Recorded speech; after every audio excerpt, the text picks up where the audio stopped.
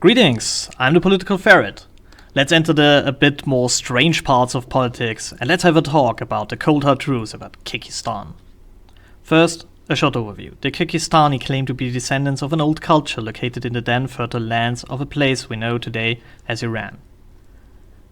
This kingdom had its golden ages of about 2000 BC to 200 BC, and that's quite some time for a golden age, and the last kingdom of this empire fell in 2 BC. The people scattered then all over the globe.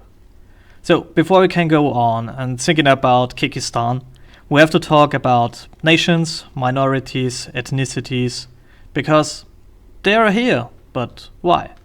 Like superheroes, cultures have origin stories that are mostly fantastic but not very realistic, and a lot of them act as if they were here since like ever, but mostly they are not.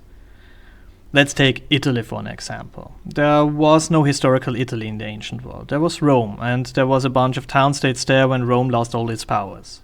Remember, it's called Rome. Rome was, quote-unquote, a town-state, but with the known world as its suburb.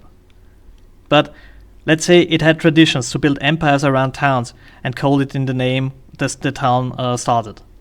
So every state or every town had this feeling to say, hey, Rome did it. Well, why couldn't we do it too?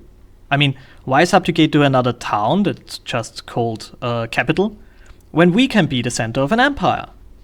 So Italy, like Germany, those weren't United Nations. Both of these, they were more something like loose alliances between towns. And there was a lot of bigger army diplomacy between them. So, in an absolute nutshell, it took Napoleon, who came along and ordered Italy to be one state, with one king, and that was, surprise, surprise, him. Well, with the end of Napoleon, this kingdom fell to Austria, and therefore ceased to exist, but the idea was now there. Italy, one state of Italy, with one capital. It took 3 wars of independence, and Italy achieved this goal. There was then an Italy. But we're talking about the end of the 19th century. I mean, imagine the Americans have a longer history than quote-unquote Italy. I mean, it sounds silly, and it kind of is. So, what do you need to be a people? An idea. That's it. The people of Kekistan have an history, they have an holy book, and they have an explanation why you never heard of them. And that fits as well as all the other origins out there, stories are fitting.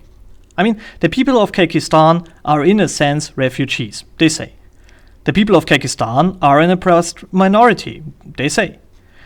The people of Kekistan have an holy book and it's authentic, they say. The people of Kekistan say that they want to have a free Kekistani land for themselves. And why would you deny them? The people of Kekistan have a distinct culture, are very well integrated into the normal life with others, and that's a reason you didn't hear from them till now, because they were quite happy with the life along within the European culture. And it took the rise of the SJWs that disturbed this peace. The people of Kekistan want to be accepted as they are, and I think they deserve it. You might say, wait a minute, that's all just an elaborate joke made by Sargon of Akkad and his buddies. The whole idea was to troll the SJWs. So, was it?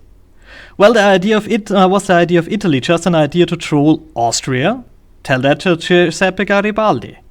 No. It is a valid idea. So, if you hold the position of the SJWs in these regards, you will have to agree that there is no genetic test for ethnicity and no test for culture, because that is exactly what you say non-stop. The idea of Kekistan is then valid.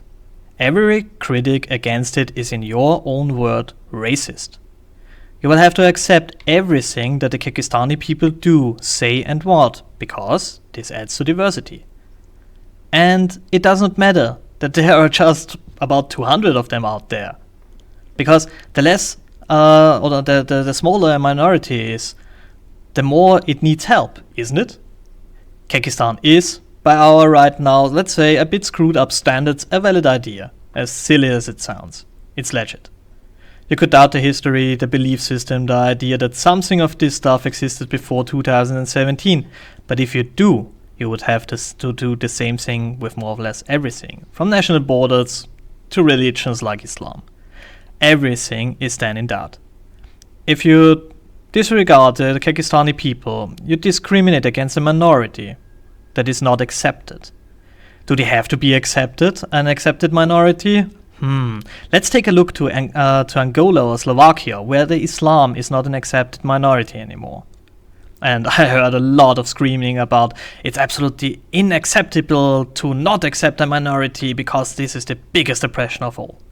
So, if you don't accept the Kekistani as a minority, you do the worst and most evil thing you could do, by your own standards.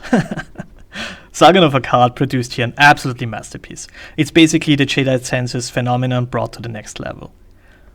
If a substantial part of your populace says it's basically enough to say who you are, how old you are, where you're from, and they accept that from all these refugees. When this part of the people don't care about facts, data, and bureaucracy, and accept that some people exploit this, then they also have to accept the Kekistani people. So, you are a white, cisgendered male, no problem anymore. Be a minority, be a Kekistani.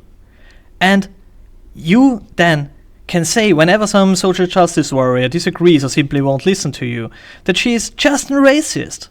And the most evil racist of all, because she don't accept your culture and therefore oppresses your people.